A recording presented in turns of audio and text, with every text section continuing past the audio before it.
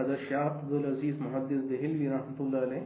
حضرت شاہ ولی اللہ کے بیٹے ہیں رحمہ اللہ تعالی، انہوں نے خواب میں رسول اللہ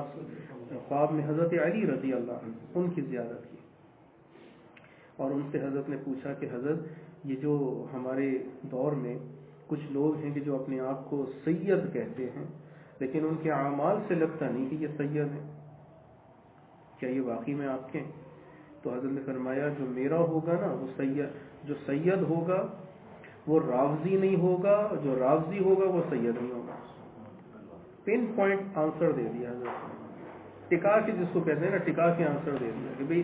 جو سید ہے وہ صحابہ پر بہتان اور زبان درازی نہیں کر سکتا،